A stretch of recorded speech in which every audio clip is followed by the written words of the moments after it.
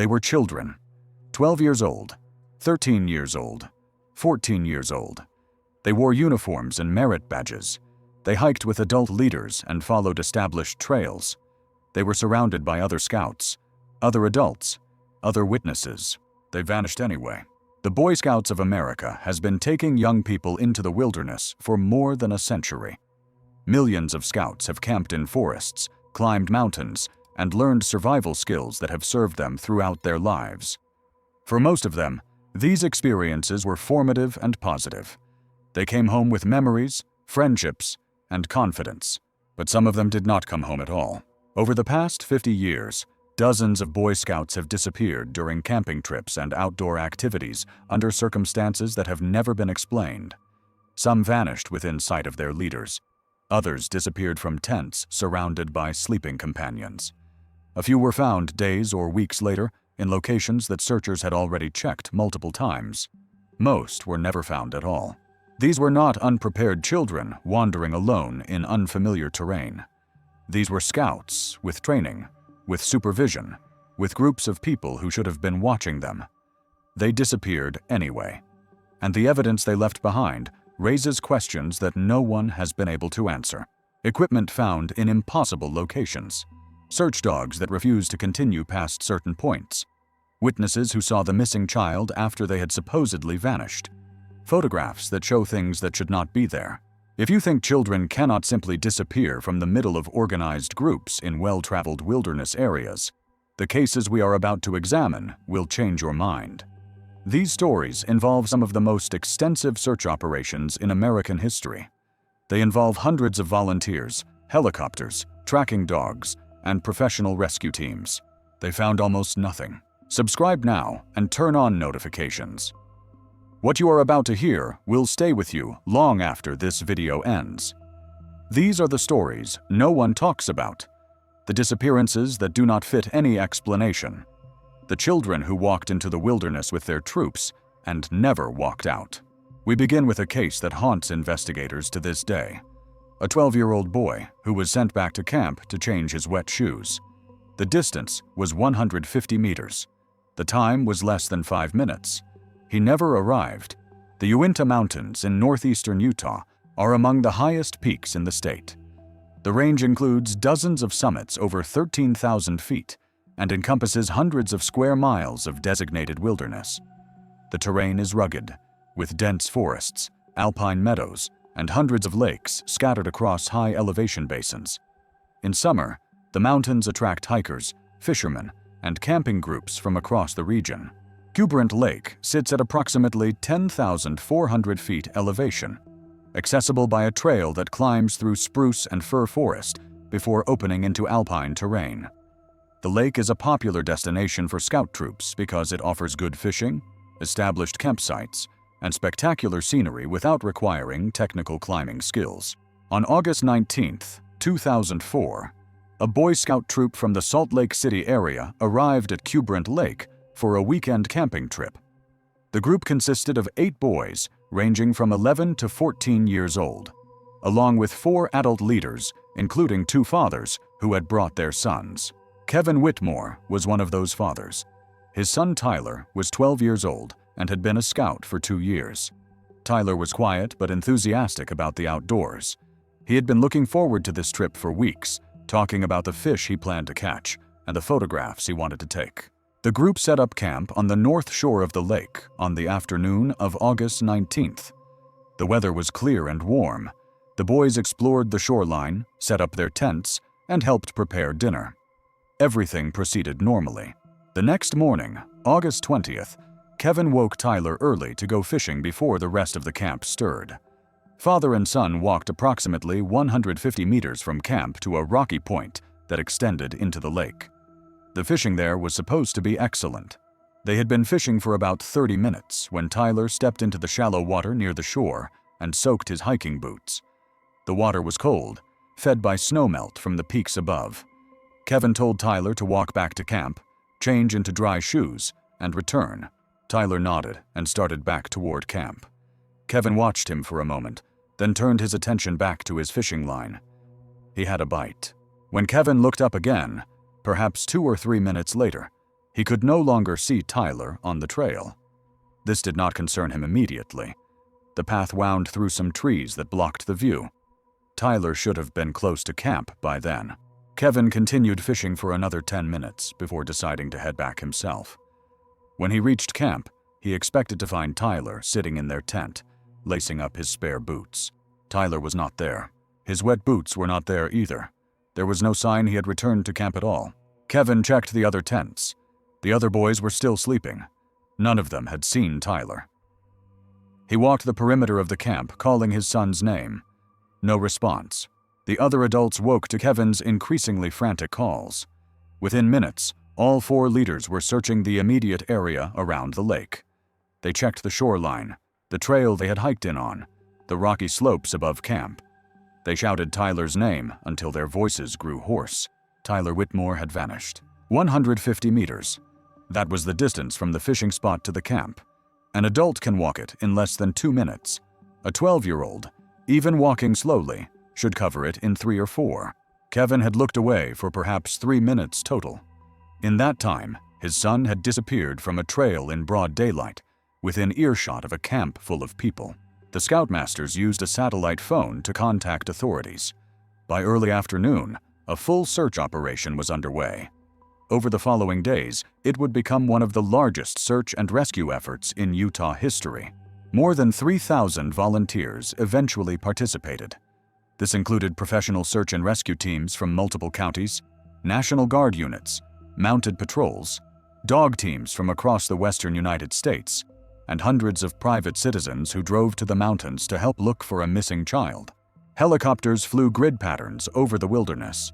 Teams on foot covered every trail, every drainage, every boulder field within miles of Cubrant Lake.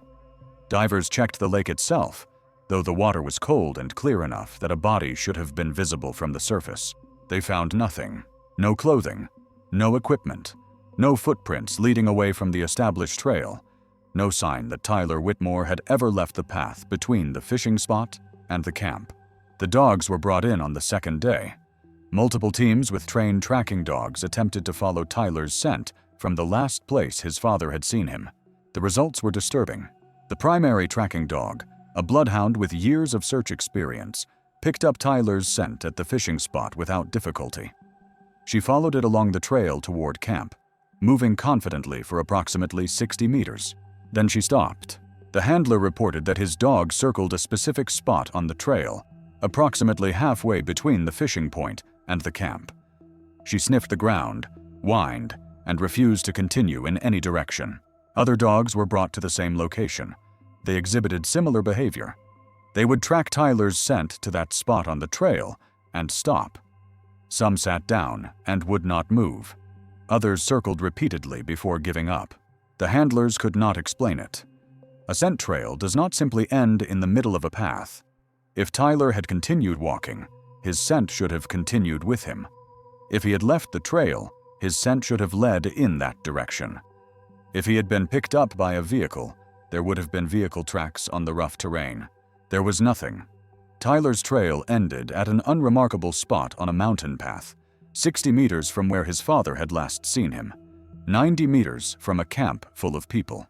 The search continued for 18 days. The terrain around Cubrant Lake was covered multiple times. Teams checked every conceivable location where a lost child might have wandered or fallen. They searched areas that seemed impossibly far for a 12-year-old to reach in the time available. They found no trace of Tyler Whitmore. The investigation considered multiple scenarios. The first and most obvious was that Tyler had wandered off the trail, become lost, and succumbed to the elements. But this theory has serious problems. The trail between the fishing spot and camp was clear and well-traveled. There was no reason for Tyler to leave it, and the dogs should have been able to track him if he had. The second theory proposed that Tyler had suffered an accident, perhaps a fall into a hidden crevice or an animal attack. But no evidence of either was found. No blood, no torn clothing, no disturbed ground. And the area was searched so thoroughly that any obvious accident scene should have been discovered. The third theory suggested criminal involvement.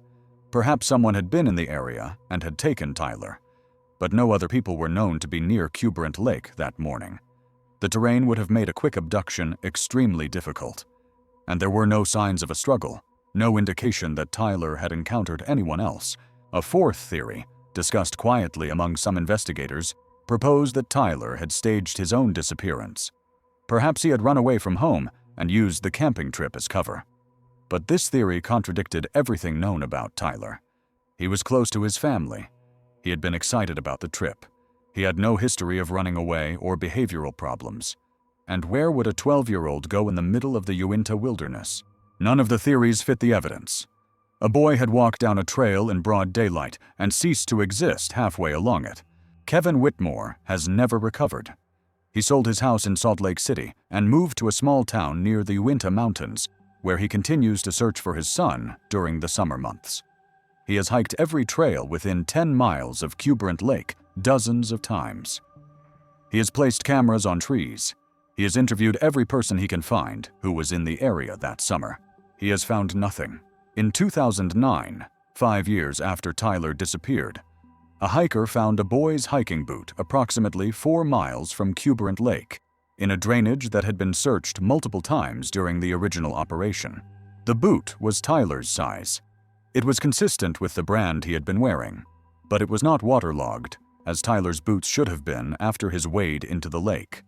And it was found in an area that search teams had covered thoroughly in 2004. The boot was tested, but yielded no conclusive DNA. It could not be definitively linked to Tyler Whitmore. Kevin believes it was his son's boot. He believes it proves Tyler made it much further than anyone thought possible. He does not know how a boot that should have been soaking wet turned up dry 4 miles away, 5 years later, in an area that had already been searched. He does not know where his son is. He does not know what happened on that trail. He only knows that he sent his boy to change his shoes and never saw him again. Tyler Whitmore has been missing for 21 years. His case remains officially open. His body has never been found. 150 meters, less than 5 minutes, broad daylight, a trail in clear view of a camp full of people, and a scent trail that ended in the middle of a path, as if Tyler had simply stopped existing at that spot. What happened on that mountain in August of 2004? We do not know. If you are finding these stories as disturbing as we believe you should, take a moment to subscribe and turn on notifications. We have more disappearances to cover, and each one raises questions that no one has been able to answer. The next case involves another 12-year-old Boy Scout who vanished during a hiking trip. But this one left something behind that investigators have never been able to explain. A camera. And on that camera, a final photograph that still haunts everyone who has seen it. Mount San Gorgonio is the highest peak in Southern California, rising to 11,500 feet above the desert floor. The mountain is part of the San Bernardino National Forest and attracts thousands of hikers every year. The terrain ranges from pine forest at lower elevations to bare alpine rock near the summit. The trails are well maintained but steep, with elevation gains that challenge even experienced hikers. In July of 1991, a Boy Scout troop from Orange County organized a 3-day backpacking trip to the summit of San Gorgonio. The group consisted of 12 boys ranging from 11 to 15 years old, along with 3 adult leaders. They planned to hike in on the first day, summit on the second, and hike out on the third. Marcus Delgado was 12 years old and had been a scout for just over a year. He was small for his age, but determined. His mother later told investigators that Marcus had been nervous about the trip because he was not as fast as the older boys, but he was excited to prove himself on a real mountain. The troop began their hike on the morning of July 19th, starting from the South Fork trailhead.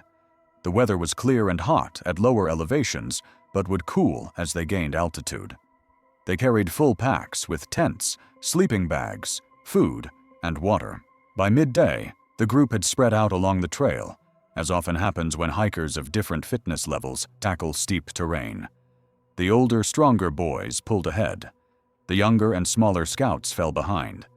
The adult leaders tried to keep the group together, but found themselves shuttling between the front and back of the line. Marcus was near the back.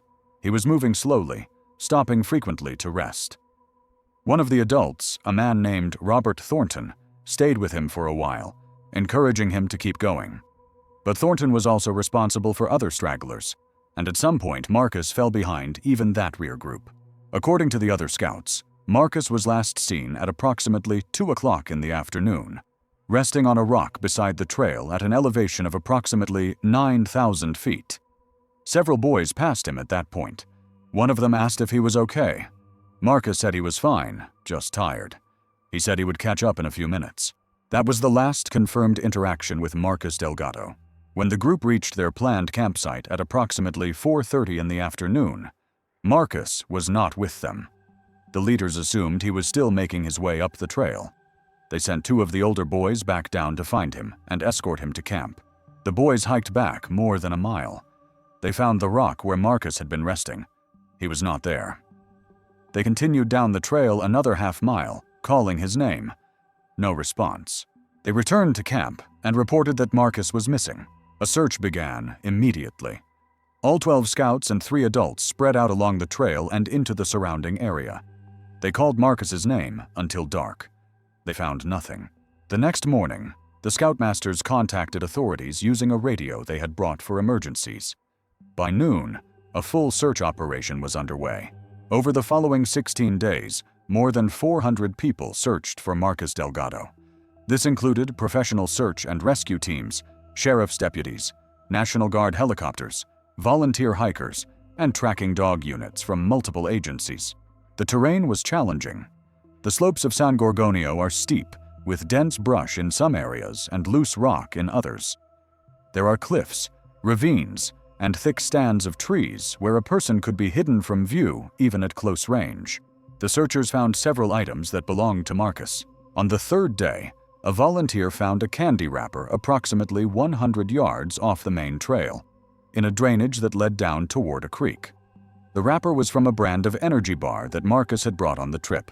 On the 5th day, a dog team located Marcus's scout neckerchief hanging from a bush approximately a quarter mile from where the wrapper was found. The neckerchief was not torn. It appeared to have been placed on the bush deliberately. On the 7th day, searchers discovered Marcus's canteen sitting upright on a flat rock near a seasonal stream. The canteen was empty, but undamaged. On the 9th day, they found his camera. The camera was a disposable model that Marcus had brought to document the trip. It was found approximately 1 mile from the main trail, in an area of dense brush and fallen logs that would have been extremely difficult to navigate. The camera was resting on a boulder, positioned upright as if placed there carefully. The film was developed immediately. Most of the photographs were normal. Marcus had taken pictures at the trailhead, on the trail, of his fellow scouts, of the scenery. The images showed a typical backpacking trip, nothing unusual or concerning, except for the last frame. The final photograph on the roll was a close-up of Marcus's face. The image was taken at extremely close range, as if he had held the camera at arm's length and pointed it at himself. His face fills most of the internal counter, indicated the photograph was taken approximately 48 hours after Marcus was last seen on the trail. If that timestamp is accurate, Marcus was alive and moving through the wilderness for at least 2 days after he disappeared. But the location where the camera was found is more than 3 miles from where Marcus was last seen. The terrain between those points is extremely difficult. A 12-year-old boy, alone, without supplies, would have struggled to cover that distance even in good conditions. And the items found along the way do not form a logical path. The candy wrapper was found in one direction, the neckerchief in another, the canteen in a third. The camera was found in yet another direction entirely. If Marcus was traveling through the wilderness, he was not moving in a straight line or toward any obvious destination. The search continued for 7 more days after the camera was found. Teams focused on the area surrounding the camera's location, assuming Marcus must be nearby. They found nothing else. Marcus Delgado has never been found. His body, if he died in the wilderness, has never been recovered. The case remains officially open more than 30 years later. His mother has kept the camera and the photograph. She has shown it to researchers who study missing persons cases. She asks them the same question every time. What was her son looking at? No one has been able to answer. Some investigators believe Marcus simply became lost and died of exposure somewhere in the vast wilderness of San Gorgonio. The items found along the way represent his wandering, confused path through the terrain. The photograph was a final attempt to document his situation before he succumbed. But this theory does not explain the expression on his face. It does not explain why the items were found in different directions, rather than along a single path. It does not explain how a 12-year-old traveled 3 miles through extremely difficult terrain with no food or water. Other investigators have suggested that Marcus may have encountered someone in the wilderness. The items could have been discarded by another person to mislead searchers. The photograph could have been taken under duress, but no evidence of another person was found. No footprints, no additional equipment, no witnesses who saw anyone else in the area. And the photograph does not show fear or distress in the conventional sense. It shows something else, something that does not have a name. A few researchers who have studied the case have noted similarities to other disappearances in wilderness areas. The scattered belongings, the items positioned as if placed deliberately, the final photographs that show something unexpected. They do not propose explanations, they only note the patterns. Marcus Delgado was 12 years old when he sat down to rest on a rock beside a mountain trail. He told other scouts he was fine, just tired. He said he would catch up in a few minutes. He never did. A camera was found with his photograph on it, taken 2 days after he vanished, showing his face and eyes that were looking at something no one else can see. What happened on that mountain in July of 1991? What was Marcus looking at? Where is he now? We do not know. We have covered 2 cases so far. 2 12-year-old Boy Scouts who vanished during troop activities. Both disappeared within sight or earshot of others. Both left behind evidence that raises more questions than answers. Neither has ever been found. The patterns are already emerging. Equipment found in scattered locations rather than along a logical path. Items positioned as if placed deliberately. Search dogs that lose trails at specific points. Photographs or evidence that suggest the missing person survived longer than expected, but does not explain what happened to them. These patterns will appear again in the cases that follow. They appear in Boy Scout disappearances across the country, from California to Utah to the Appalachian Mountains. Something is happening to these children. Something that does not fit any conventional explanation. In Part 2, we will examine 3 more cases. One involves a scout who vanished from his tent in the middle of the night, surrounded by sleeping companions. Another involves a boy who was found alive, but in a condition that no one could explain. The third involves a disappearance with multiple witnesses who cannot agree on what they saw. Subscribe now if you have not already. Turn on notifications so you do not miss Part 2. And drop a comment below with your thoughts on these cases. What do you think happened to Tyler Whitmore on that trail? What was Marcus Delgado looking at in that final photograph? We read every comment. Some of you have perspectives that genuinely help us understand these situations better. Part 2 is coming. You do not want to miss it. The next case we will examine takes place in the Great Smoky Mountains. A Boy Scout troop, a summer campout, a 13-year-old boy who went to sleep in his tent and was not there when morning came. His sleeping bag was found 3 miles away, zipped closed, as if someone had carefully removed him from it and carried it to that location. He was never seen again. Welcome back. If you have not seen Part 1, stop now and go watch it. These cases build on each other, and you need to understand the patterns before we continue. In Part 1, we examined 2 disappearances of Boy Scouts during troop activities. Tyler Whitmore, who vanished while walking 150 meters from a fishing spot to his camp in the Winta Mountains, his scent trail ending abruptly in the middle of a path. Marcus Delgado, who fell behind his troop on Mount San Gorgonio and left behind a camera with a final photograph showing his face, his eyes fixed on something outside the frame that no one has ever been able to identify. Both boys were 12 years old. Both disappeared in broad daylight. Both left behind evidence that makes no logical sense. Neither has ever been found. The cases we will cover in this video add new dimensions to these patterns. One involves a boy who vanished from inside his tent while surrounded by sleeping companions. Another involves a scout who was found alive after being missing for days, but in a condition and location that defied all explanation. The third involves a disappearance witnessed by multiple people who cannot agree on what they saw. Boy Scout troops are designed to keep children safe in the wilderness. Adult supervision, the buddy system, established campsites, check-in procedures. These precautions work almost all the time. Almost. The cases we are about to examine show what happens when all the precautions fail. When children vanish despite being surrounded by others. When the wilderness takes them anyway. Let us continue. The Great Smoky Mountains straddle the border between Tennessee and North Carolina, encompassing more than 500,000 acres of protected wilderness. The park is the most visited in the national park system, attracting more than 12 million people annually. The terrain is characterized by dense hardwood forest, steep ridges, and hundreds of miles of streams and rivers.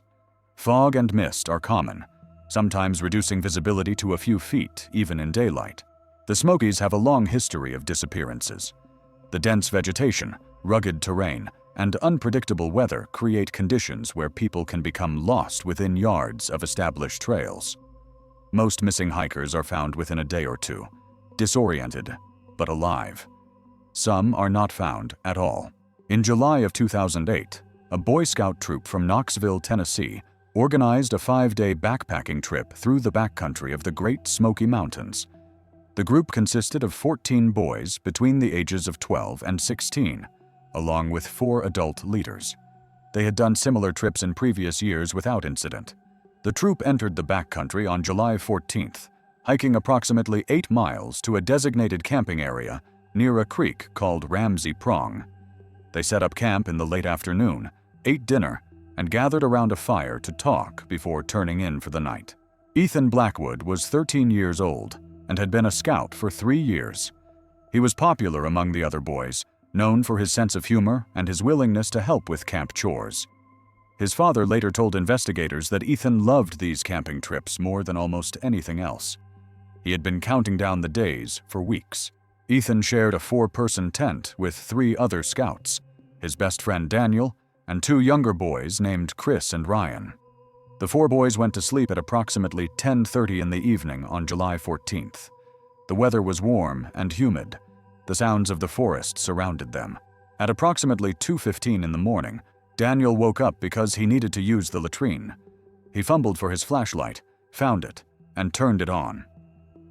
In the beam of light, he noticed that Ethan's sleeping bag was empty. Daniel assumed Ethan had also gone to the latrine. He climbed out of the tent, walked the 20 yards to the designated toilet area, and found no one there. He called Ethan's name quietly, not wanting to wake the entire camp. No response. He checked the other tents, thinking Ethan might have switched places with someone. No one had seen him. No one had heard him leave.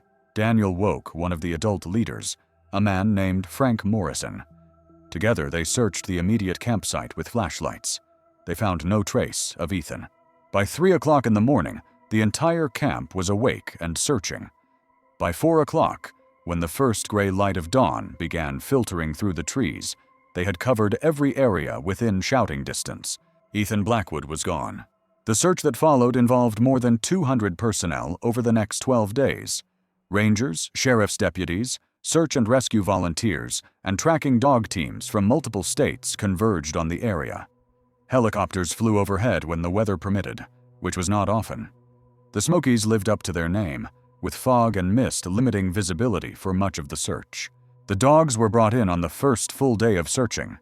Their behavior would become a central mystery of the investigation. The primary tracking dog picked up Ethan's scent inside the tent without difficulty. She followed it to the tent's entrance, then outside onto the ground. From there, she tracked approximately 15 feet to the edge of the campsite, near a large oak tree. At the oak tree, she stopped. The handler encouraged her to continue. She circled the base of the tree, sniffed the trunk, and sat down. She would not proceed in any direction. A second dog was brought in. He tracked Ethan's scent along the same path, from the tent to the oak tree. At the tree, he exhibited the same behavior, circling, sniffing, sitting. He would not continue. The handlers examined the area around the oak tree in detail. They found nothing unusual, no disturbance to the ground, no marks on the tree, no indication that anyone had climbed it or hidden behind it.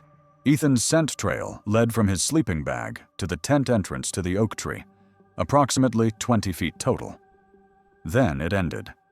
As if he had walked to that tree and ceased to exist. On the 5th day of the search, a volunteer found something approximately 3 miles from the campsite, in a drainage that led down toward the Little Pigeon River. It was Ethan's sleeping bag. The sleeping bag was lying on the forest floor, fully zipped, in a small clearing surrounded by rhododendron bushes. It was damp from morning dew, but otherwise undamaged. Here is what makes this discovery disturbing. Ethan had been inside the sleeping bag when Daniel last saw him at 10:30 in the evening. The sleeping bag was now 3 miles away, but Ethan's scent trail from the tent led only to the oak tree, 15 feet from where he had been sleeping. If Ethan had carried his sleeping bag 3 miles through the wilderness, his scent should have led in that direction. The dogs should have been able to follow it. They could not. If someone else had carried the sleeping bag, that person's scent should have been present. The dogs found no other human scent on the bag or in the area where it was discovered. Forensic examination of the sleeping bag found no blood, no hair other than Ethan's, and no evidence of what had happened. The zipper worked normally. There were no tears or cuts in the fabric. The bag appeared to have been removed from the tent, carried 3 miles, placed in the clearing, and zipped closed, by someone who left no scent trail, no footprints, no evidence of passage. The search continued for another week. The area around where the sleeping bag was found was covered exhaustively. Additional items were discovered scattered through the forest. One of Ethan's socks, found hanging from a branch approximately 6 feet off the ground. His flashlight, resting on a boulder near the creek. A granola bar wrapper that matched the brand in his pack. Each item was found in a different direction from the sleeping bag. None of them formed a logical path. None of them had scent trails leading to or from them. Ethan Blackwood was never found. The investigation could not determine what had happened. The evidence defied every conventional explanation. If Ethan had walked out of his tent and wandered into the forest, his scent should have continued past the oak tree. It did not. If he had been taken by a person, that person should have left traces. They did not. If an animal had dragged him from the tent, there should have been signs of struggle, blood, torn fabric. There were none. The sleeping bag remains the most puzzling element. How did it travel 3 miles with no scent trail? Who zipped it closed after removing Ethan? Why was it placed in that particular clearing? Daniel, Ethan's tent mate and best friend, has never stopped wondering what happened that night. He was the last person to see Ethan, sleeping peacefully in his bag at 10:30 in the evening. Less than 4 hours later, Ethan was gone and the bag would be found miles away. Daniel has said in interviews that he sometimes wakes up in the middle of the night and checks the space next to him, even though he has not shared a tent with anyone since that trip. He says he keeps expecting to find another empty sleeping bag. Ethan's parents have maintained a website about their son's disappearance for 16 years. They have offered substantial rewards for information. They have hired private investigators. They have consulted with experts on missing persons cases. None of it has produced answers. Ethan Blackwood has been missing for 17 years. His sleeping bag, his sock, his flashlight, and a granola bar wrapper are the only traces ever found. His body has never been recovered. His case remains officially open. A 13-year-old boy went to sleep in a tent surrounded by 3 companions. Sometime before 2:15 in the morning, he vanished. His scent trail ended 15 feet from where he had been sleeping.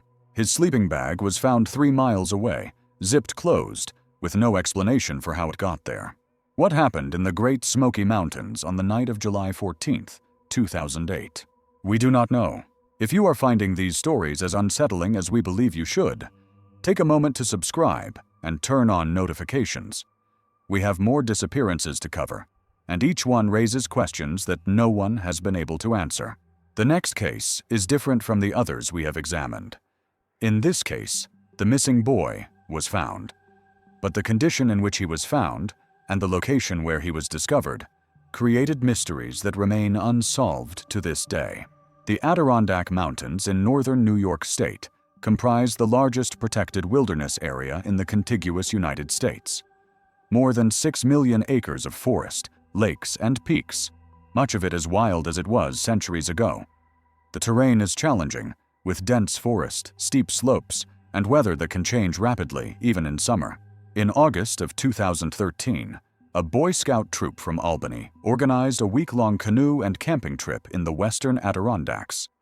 The group planned to paddle through a series of lakes connected by portages, camping at designated sites along the way.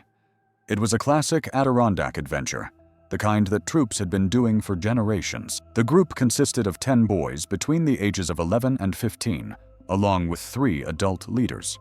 They entered the wilderness on August 5th and planned to emerge on August 11th. Brandon Mercer was 11 years old, the youngest member of the troop on this particular trip. He was small for his age and had less outdoor experience than most of the other scouts, but he was eager to prove himself, and the adult leaders had agreed to let him participate after his parents signed additional permission forms. For the first 3 days, everything went smoothly. The weather was good, the paddling was manageable, the campsites were beautiful. On August 8th, the group made camp on the shore of a remote lake called Salmon Lake. They had completed a difficult portage that afternoon, and everyone was tired. Dinner was eaten early, and most of the boys were in their tents by 8:30. Brandon shared a tent with 2 older boys, Michael and James. Both later said that Brandon seemed fine that evening, tired, but in good spirits. They all fell asleep without incident. At approximately 3 o'clock in the morning, Michael woke to the sound of the tent zipper. He opened his eyes and saw Brandon silhouetted against the faint moonlight filtering through the tent fabric. Brandon was on his hands and knees, crawling toward the tent entrance. Michael asked where he was going. Brandon did not respond. He unzipped the tent and crawled out into the night. Michael assumed Brandon was going to the latrine. He rolled over and went back to sleep. In the morning, Brandon was not in the tent. He was not at the latrine. He was not anywhere in the camp. The adult leaders organized an immediate search of the area. When they found nothing after 2 hours, they used their satellite communicator to contact authorities. The search for Brandon Mercer would last 9 days. More than 150 personnel participated, including forest rangers, state police, search and rescue teams, and volunteers. The terrain was difficult, with thick forest and numerous waterways that complicated the search grid. Dogs were brought in on the second day. They tracked Brandon's scent from the tent to the lakeshore, approximately 40 yards away. At the water's edge, they lost the trail. This was not surprising. Water disperses scent. If Brandon had entered the lake, the dogs would not be able to follow. But Brandon's life jacket was still in the tent. His shoes were still there. If he had gone into the lake, he had done so barefoot and without flotation. Divers searched the lake. They found nothing. The search expanded outward, covering the surrounding forest, the connecting waterways, the portage trails. Volunteers checked every possible location within a 5-mile radius. On the 9th day, August 17th, a forest ranger named Patricia Wolfe made a discovery that changed everything. She was checking a remote area approximately 6 miles from the campsite, on the far side of a ridge that would have required significant climbing to cross. It was an area outside the primary search grid, included only because the search coordinators were running out of places to look. She found Brandon Mercer. He was sitting at the base of a large pine tree, his back against the trunk, his legs extended in front of him. His eyes were open. He was alive. Patricia approached carefully, calling out to him. Brandon did not respond to his name. He did not turn his head toward her voice. He sat motionless, staring straight ahead. She reached him and knelt beside him. She checked his pulse, which was present, but slow. His breathing was shallow. His skin was cool, but not hypothermic. He was wearing the same clothes he had been wearing when he disappeared, but they were dry and relatively clean. Brandon did not acknowledge Patricia's presence. He did not respond to touch or to his name. His eyes remained fixed on something in the distance that Patricia could not see. The rescue team arrived within 2 hours. Brandon was airlifted to a hospital in Syracuse. Physically, he was in remarkably good condition. He was dehydrated, but not severely. He had minor scratches on his arms and legs, but no serious injuries. His feet, which should have been destroyed after walking 6 miles through rough terrain without shoes, showed only minor abrasions. His shoes were found the next day, approximately 2 miles from where Brandon was discovered. They were sitting side by side on a flat rock, laces still tied, positioned as if someone had carefully placed them there. Mentally, Brandon's condition was far more concerning. For the first 3 days after his rescue, he did not speak. He responded to basic commands, could walk when led, would eat when food was placed in front of him. But he would not talk. He would not make eye contact. He seemed to be somewhere else entirely. On the 4th day, he began speaking. But what he said made little sense. He talked about walking through the forest, which was expected. He talked about being cold at night, which was expected. But he also talked about following someone. When asked who, he said he did not know. He described a figure that was always ahead of him on the trail.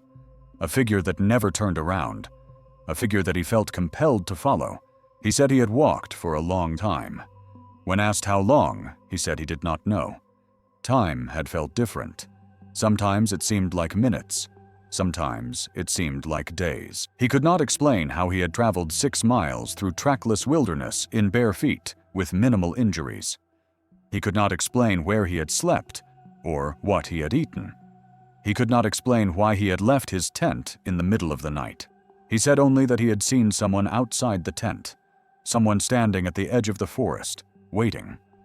He said he had felt a need to follow, a need that was stronger than anything he had experienced. Psychologists who examined Brandon diagnosed him with acute stress disorder and dissociative symptoms. They attributed his experiences to trauma and disorientation. They said his account of following a figure was likely a confused memory or a dream that had blended with reality. But they could not explain the physical evidence. Brandon had traveled 6 miles through difficult terrain in bare feet. His feet should have been lacerated, infected, possibly crippled. They were barely scratched. He had been in the wilderness for 9 days with no supplies. He should have been severely dehydrated, possibly near death. He was only mildly dehydrated. He had spent more than a week in August in the Adirondacks, where temperatures can drop into the 40s at night. He showed no signs of hypothermia. He had somehow crossed terrain that would challenge an experienced adult hiker and emerged in better condition than seemed possible. Brandon's parents withdrew him from the Boy Scouts after his return. They moved the family to a different town. They have declined all requests for interviews. Brandon is now in his early 20s. According to people who knew the family, he has never spoken publicly about what happened. He has never returned to the Adirondacks. He has never gone camping again. The figure he described following through the forest has never been identified. No other people were known to be in that area. No evidence of anyone else was ever found. Brandon Mercer was lost for 9 days. He was found 6 miles from where he disappeared, in an area that would have been nearly impossible to reach on foot without significant wilderness experience. He was barefoot, without supplies, and in better physical condition than the evidence suggested he should have been. He said he followed someone through the forest, someone who was always ahead of him, someone who never turned around. Who was he following? Where did they lead him? Why was he found in the condition he was found? We do not know. Brandon Mercer is the only person in the cases we have examined who was found alive. His survival should have answered questions. Instead, it created new ones. Something happened to him in those 9 days. Something that left him physically intact, but psychologically changed. Something that he has never been able to fully explain. The wilderness gave him back, but it did not give back answers. We have now covered 3 cases of Boy Scout disappearances. Tyler Whitmore, who vanished on a 150-meter walk. Marcus Delgado, whose camera captured a final photograph with his eyes fixed on something invisible. Ethan Blackwood, whose sleeping bag traveled 3 miles with no scent trail. Brandon Mercer, who followed someone through the forest for 9 days and emerged with no explanation for how he survived. The patterns continue to appear. Equipment in impossible locations, scent trails that end abruptly, evidence that contradicts itself, and now, a survivor whose account raises as many questions as it answers. Our final case in this section involves something none of the others have had. Multiple witnesses who watched the disappearance happen, or at least who watched something happen. Their accounts do not agree. What they describe should not be possible. Drop a comment below with your thoughts on these cases. What do you think Brandon Mercer was following through that forest? How did Ethan Blackwood's sleeping bag end up 3 miles from his tent? We read every comment. Some of you have perspectives that genuinely help us understand these situations better. Part 3 is coming.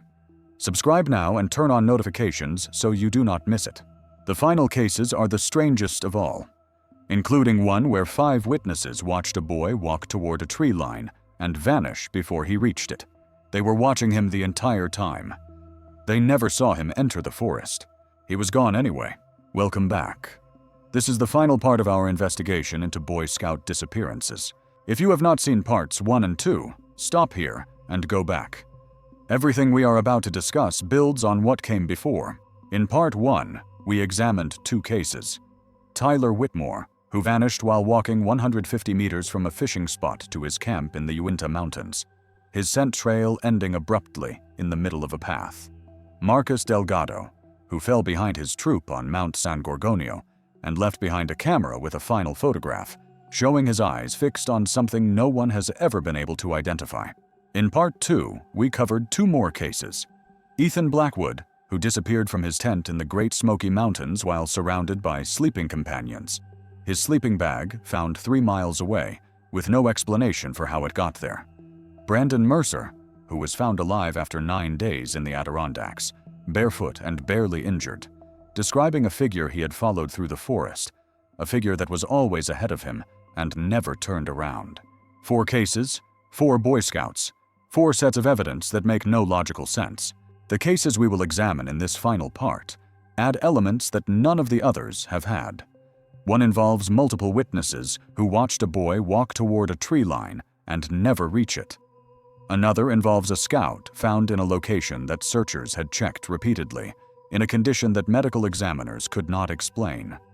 The third involves a disappearance during a training exercise with professional supervision, where everything that could go wrong did go wrong, in ways that still haunt the investigators. After we cover these cases, we will step back and consider what all of this evidence might mean. We will examine the patterns that connect these disappearances. We will consider the theories that have been proposed, from the conventional to the deeply strange. We will not provide answers, because there are none. But we will leave you with questions that may stay with you for a long time. Let us continue. The Ozark Mountains of northern Arkansas are among the oldest highlands in North America. The terrain is characterized by limestone bluffs, dense hardwood forest, and hundreds of caves carved into the rock over millions of years. The area has been inhabited for thousands of years, and the local Cherokee and Osage peoples have stories about these mountains that go back generations. In June of 2016, a Boy Scout troop from Little Rock traveled to a camp near the Buffalo National River for a week-long summer program.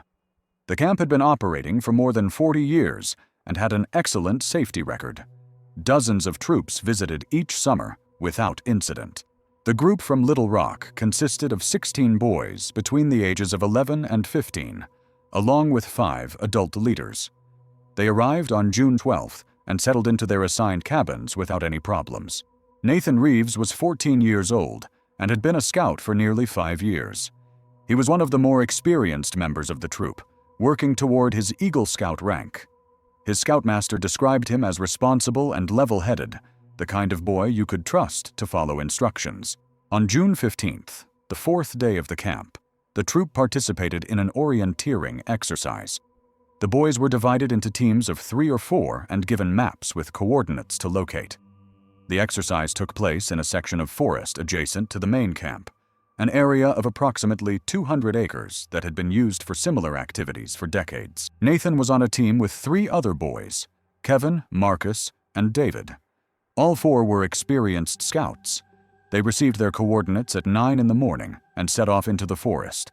The first 2 waypoints were located without difficulty. The team found the markers, recorded the codes written on them, and moved on. By 11 o'clock, they were working on their 3rd waypoint, which required crossing a meadow approximately 150 yards wide. The meadow was a natural clearing in the forest, covered with tall grass and wildflowers. The tree line on the far side was clearly visible from where the boys stood. The distance across was short, the terrain flat and easy. The 4 boys started across the meadow together, walking in a loose group. Kevin, Marcus, and David were discussing something about the map coordinates. Nathan was a few steps ahead of them, walking at a steady pace toward the far tree line.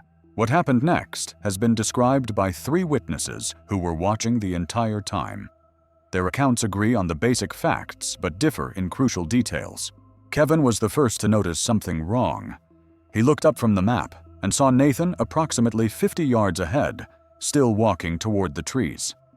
Kevin called out to him, asking him to wait so they could check the coordinates together. Nathan did not respond. He did not turn around. He kept walking. Kevin called out again, louder. Marcus and David also shouted. Nathan gave no indication that he heard them. The 3 boys started jogging to catch up. Nathan was perhaps 30 yards from the tree line at this point. The distance between them was closing, and then Nathan was gone. All 3 witnesses agree on this point. They were watching Nathan walk toward the trees. They never took their eyes off him. He did not enter the forest. He did not step behind a tree or drop into a hidden depression. He was there, and then he was not. Marcus described it as watching someone walk through a doorway that he could not see. One moment, Nathan was a solid figure in the meadow. The next moment, the space where he had been was empty. Kevin said it was like a television switching channels. Nathan was on the screen, and then static, and then just meadow. David said he blinked, and Nathan was gone. But he was certain he had not closed his eyes for more than a fraction of a second, and Nathan had been too far away to reach the trees in that time. The 3 boys ran to the spot where Nathan had been walking. They found nothing. No depression in the grass. No hole. No explanation for where he could have gone. They ran to the tree line and searched the edge of the forest. They called Nathan's name for 20 minutes before returning to camp to report what had happened. The search began immediately. More than 80 personnel eventually participated, including camp staff, local sheriff's deputies, Forest Service rangers, and search and rescue volunteers. They covered the meadow and the surrounding forest systematically. Dogs were brought in. Helicopters flew overhead. The dogs tracked Nathan's scent from the starting point of the orienteering exercise across the meadow, exactly as the witnesses had described. At a point approximately 30 yards from the tree line, the dogs stopped. The handler reported that his dog circled a specific location in the meadow, sniffing the ground, growing increasingly agitated. The dog would not proceed toward the trees. She would not backtrack. She sat down in the grass and refused to move. Other dogs exhibited similar behavior. They all tracked to approximately the same spot in the meadow and stopped. One handler said his dog looked up at him with an expression he could only describe as confusion, as if she had followed a trail to a destination that did not exist. The search continued for 11 days. The meadow was examined in detail. The surrounding forest was covered multiple times. Every cave entrance within 5 miles was checked. Every water source was searched. Nathan Reeves was never found. The witnesses were interviewed repeatedly. Investigators initially suspected they might be covering for something, that perhaps there had been an accident or altercation that they did not want to report. But the boys told consistent stories under multiple rounds of questioning. They passed polygraph examinations. Their accounts matched except for small details that would be expected from different perspectives. They had watched Nathan walk across a meadow. They had watched him vanish before reaching the other side. They could not explain what they had seen. The investigation considered various theories. One proposed that Nathan had stepped into a hidden sinkhole or cave entrance concealed by the tall grass. The Ozarks are known for karst terrain, with underground voids that sometimes collapse unexpectedly. But extensive examination of the meadow found no sinkholes, no cave entrances, no hidden openings of any kind. Another theory suggested that the witnesses had been mistaken about what they saw. Perhaps Nathan had reached the tree line and entered the forest without them noticing, and their memories had reconstructed the event incorrectly. But all 3 witnesses were consistent in their accounts, and the dogs confirmed that Nathan's scent trail ended in the middle of the meadow, not at the tree line. A third theory proposed that Nathan had planned his disappearance, perhaps lying down in the tall grass while his companion's attention was diverted, then sneaking away in a different direction. But this does not explain how he evaded immediate search efforts, or why the dogs lost his scent at a specific point, rather than tracking him in another direction. Nathan's parents have never accepted any of the official explanations. They have hired private investigators, consulted with experts on unusual disappearances, and offered substantial rewards for information. They have found nothing. Nathan's mother has said in interviews that she believes her son walked into something that day. Not a hole in the ground, not a cave entrance. Something else. Something that took him somewhere she cannot follow. She does not claim to know what that something is. She only knows that her son walked across a meadow in clear view of 3 witnesses and ceased to exist before reaching the other side. Nathan Reeves has been missing for 9 years. His case remains officially open. No trace of him has ever been found. 3 witnesses watched him vanish. The dogs confirmed their account. The evidence suggests that Nathan Reeves simply stopped existing at a specific point in a meadow, 30 yards from the tree line. What happened in that meadow in June of 2016? Where did Nathan go? We do not know. If you are finding these stories as disturbing as we believe you should, take a moment to subscribe and turn on notifications. We have 2 more cases to cover, and each one raises questions that no one has been able to answer. The next case involves a scout who was found, but the circumstances of his discovery created more mysteries than they solved. The Pisgah National Forest in western North Carolina encompasses more than 500,000 acres of rugged mountain terrain. The forest is known for its steep slopes, dense vegetation, and numerous waterfalls. It is beautiful but unforgiving country where a person can become lost within minutes of leaving a trail. In October of 2011, a Boy Scout troop from Charlotte organized a weekend camping trip in the Pisgah area. The group consisted of 11 boys between the ages of 12 and 16, along with 3 adult leaders. They planned to hike to a backcountry campsite, spend one night, and hike out the following day. Connor Ashford was 12 years old and relatively new to scouting. This was only his 3rd overnight trip with the troop. He was quiet and somewhat anxious in outdoor settings, according to his parents, but he wanted to keep up with the other boys and had insisted on participating. The hike-in was uneventful. The group reached their campsite by early afternoon on October 8th, set up their tents, and explored the immediate area. The weather was cool and clear. Everything proceeded normally. That night, the boys gathered around a fire and told stories until approximately 9:30, when the adult leaders sent them to their tents. Connor shared a tent with 2 other scouts, both older than him. They fell asleep without incident. At approximately 6:15 in the morning on October 9th, one of Connor's tent mates woke up and noticed that Connor's sleeping bag was empty.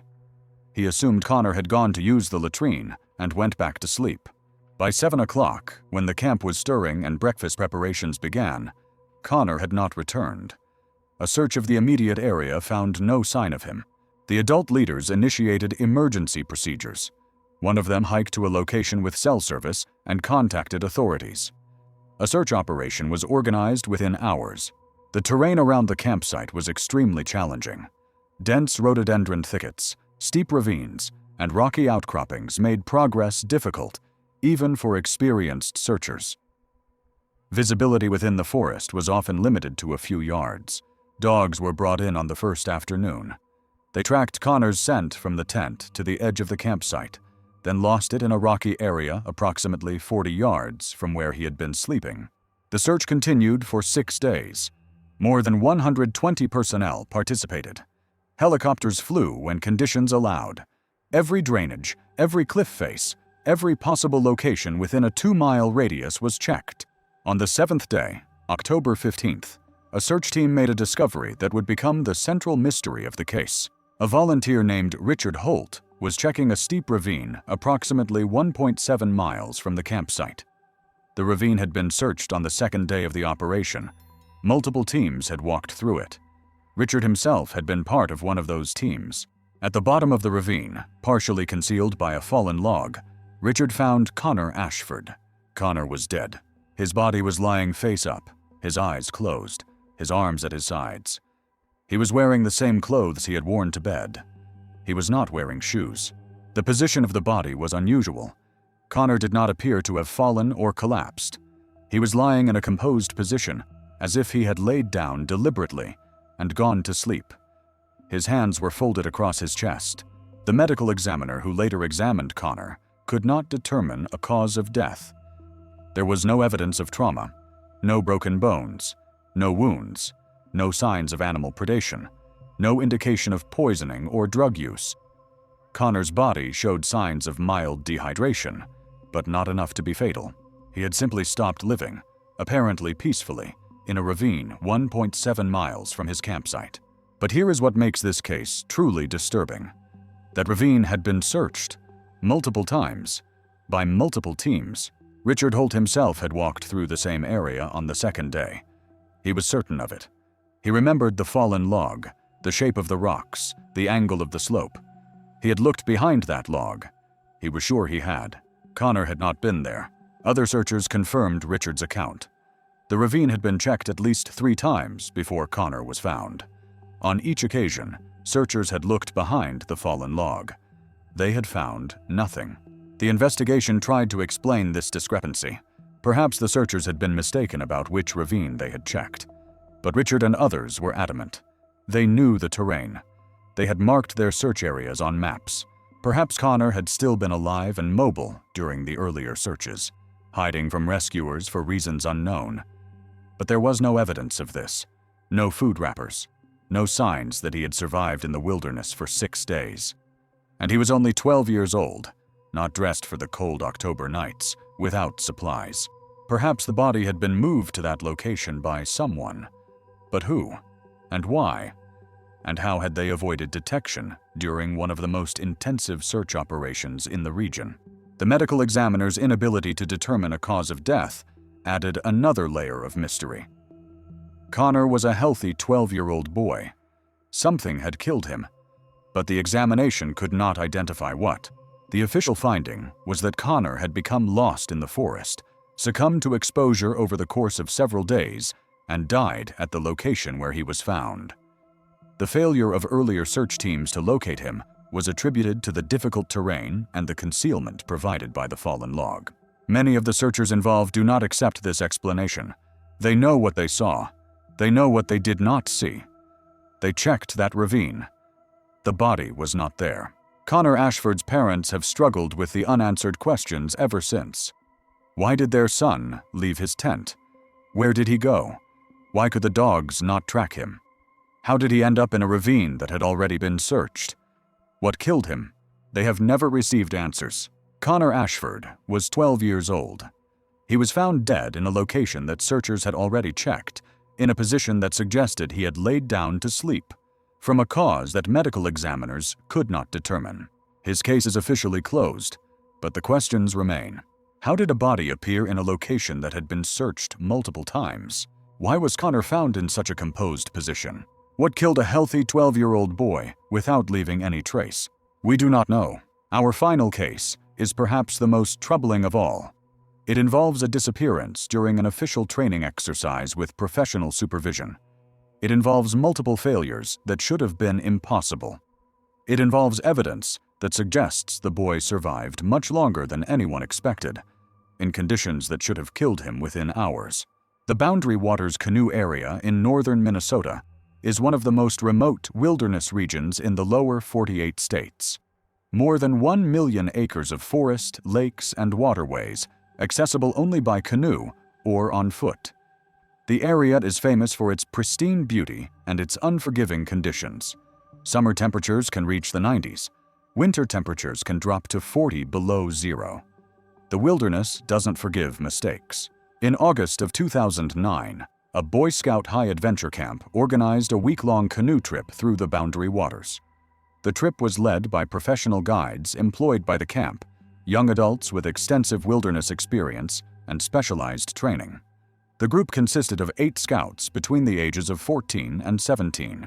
Lucas Brennan was 15 years old and had been selected for the trip based on his outdoor skills and physical fitness. His parents later said he had been training for months, doing practice paddles on local lakes and building his endurance for the portages. He was ready.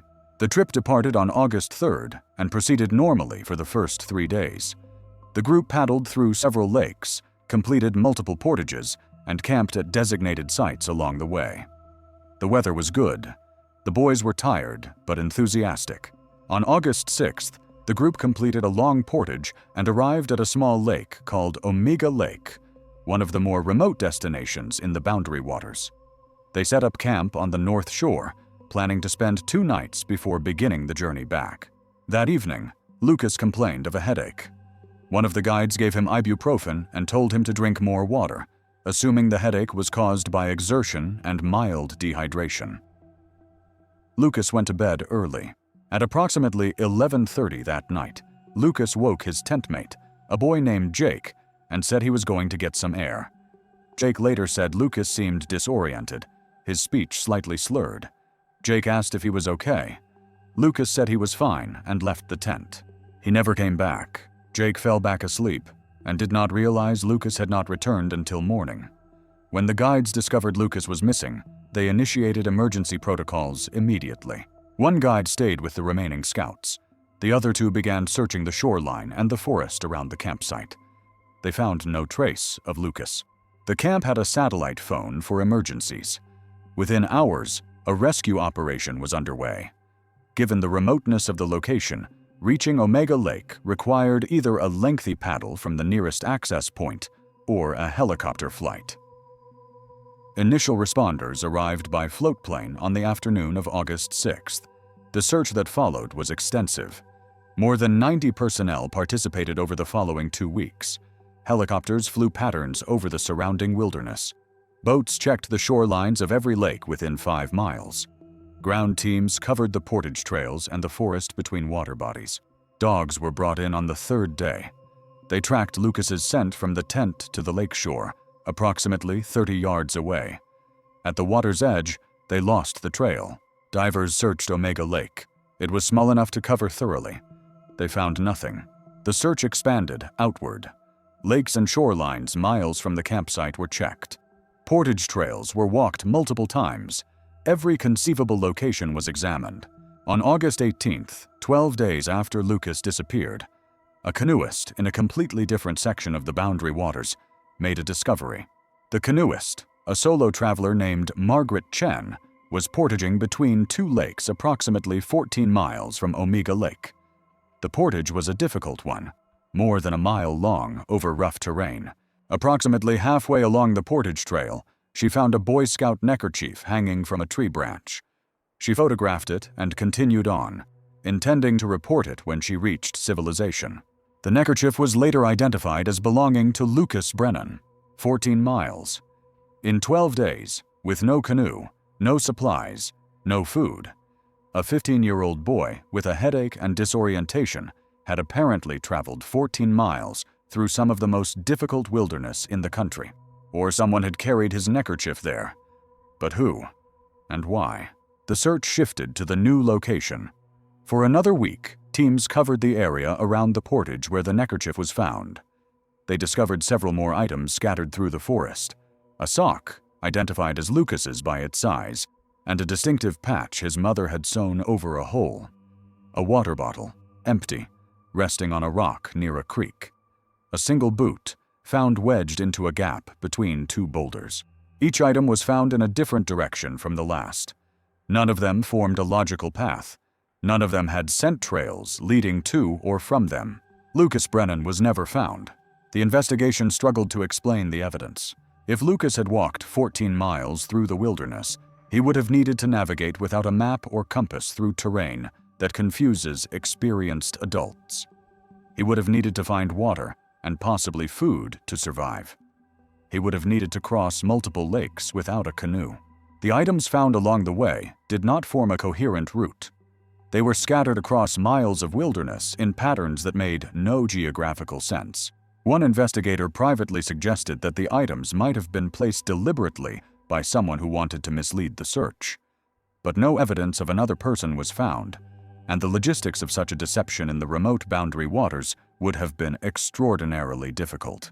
Another theory proposed that animals had scattered Lucas's belongings after his death, carrying items miles from a body that was never discovered. But animals do not typically transport clothing such distances, and the items showed no signs of animal damage.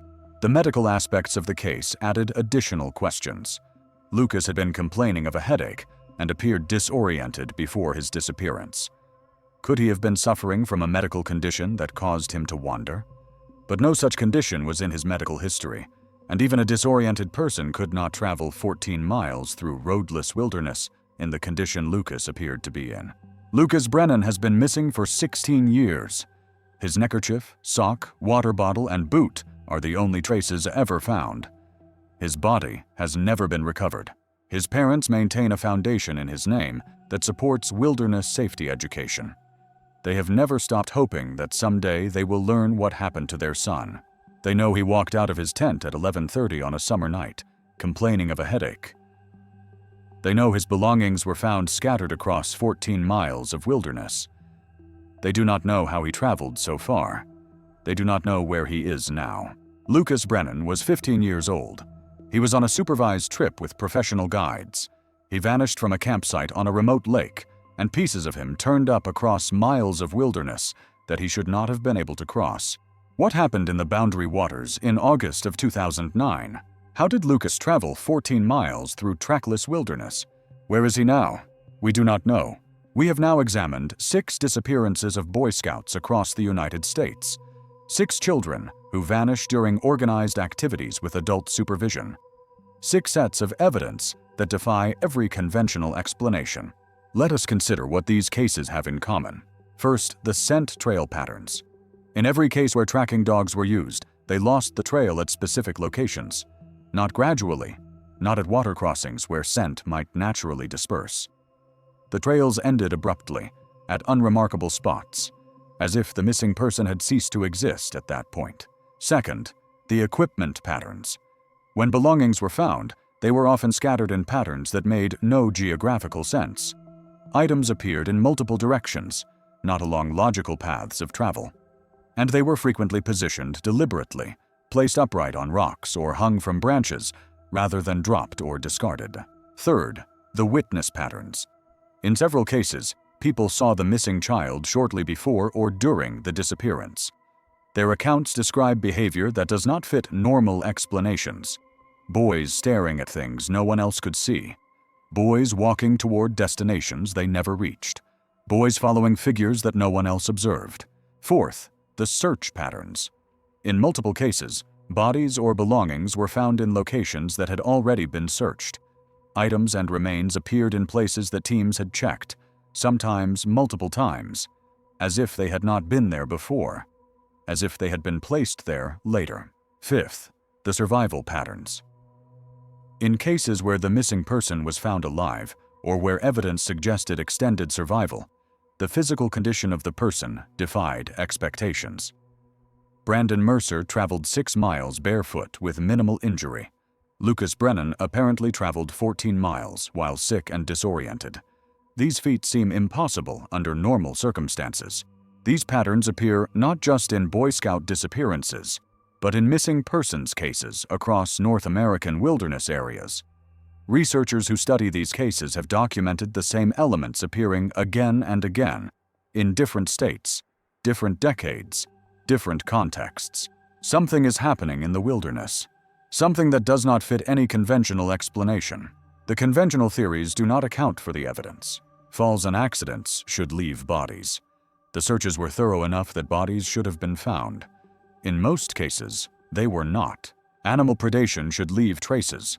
Blood, torn clothing, scattered remains.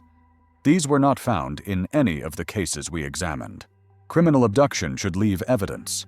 Vehicle tracks, witness sightings, demands for ransom. None of these were present.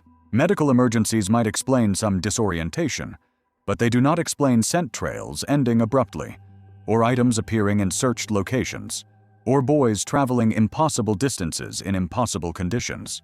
Voluntary disappearance might explain 1 or 2 cases, but not the consistent patterns that appear across dozens of cases involving children with no apparent motive to vanish. Some researchers have proposed explanations that go beyond the conventional. Unusual geological or electromagnetic phenomena that might affect human perception and navigation. Certain areas seem to produce more disappearances than others. Perhaps something about the terrain itself plays a role. Predators that have not been documented by science. This sounds fantastical, but our knowledge of the natural world is not complete. New species are discovered regularly, some of them large. Passages or openings to somewhere else. This ventures into territory that science does not currently accept. But people describe walking through doorways. Dogs stop at invisible boundaries. The evidence suggests transitions that we do not understand. We are not proposing any of these explanations as truth. We are only noting that the conventional explanations have failed. Whatever is happening to these children, it is not something we currently understand. The families of the missing continue to wait for answers. The cases remain officially open. The wilderness remains, as it has for millions of years, vast and indifferent, and full of places where no one goes. Every summer, thousands of Boy Scouts enter the wilderness for camping trips and outdoor adventures. They learn skills. They build character. They experience nature in ways that will shape them for the rest of their lives. Most of them come home safely. Most of them have wonderful experiences that they treasure forever. But some of them do not come home. And among those who do not come home, there are cases like the ones we have examined. Cases where adult supervision made no difference. Cases where training made no difference. Cases where everything that should have kept a child safe failed to do so. The wilderness took them. The wilderness kept them. The wilderness offers no explanations. That is where we leave this investigation. Not with answers, because there are none. Not with closure, because closure is not possible when so many questions remain. We leave it with the evidence. The scent trails that end in meadows. The sleeping bags that travel miles with no explanation. The photographs that show eyes looking at something invisible. The boys who walked toward tree lines and never arrived. We leave it with the questions. What did Marcus Delgado see in that final photograph? Who did Brandon Mercer follow through the forest? Where did Nathan Reeves go when he vanished from that meadow? How did Connor Ashford's body appear in a ravine that had already been searched? We leave it with the silence. The silence of the families still waiting. The silence of the forests that have kept their secrets for centuries. The silence that falls when all the searches have ended and no answers have been found. If you have made it through all 3 parts of this investigation, you now know as much as we do about these disappearances. You have heard the evidence. You have seen the patterns. You have confronted questions that no one has been able to answer. What do you think is happening? We genuinely want to know. Leave your theories in the comments. Tell us if any of this connects to something you have experienced or heard about. Share your own stories from wilderness places. Some of you have perspectives we have not considered. Some of you have information that might help us understand these cases. The more we share, the more we learn. If you found this investigation valuable, subscribe to the channel now. Turn on notifications. We will be covering more cases like these. More disappearances that do not fit the usual explanations. More evidence that challenges what we think we know. Share this video with someone who needs to see it. These cases deserve attention. These families deserve answers, even if the answers never come. And if your children ever go into the wilderness, whether with scouts or with family or on their own, pay attention. Know where they are going. Know when they should return. Trust your instincts if something feels wrong. The wilderness is beautiful. It is also something else, something we do not understand, something that sometimes takes people, even children, and does not give them back. Stay safe out there. We will see you in the next one.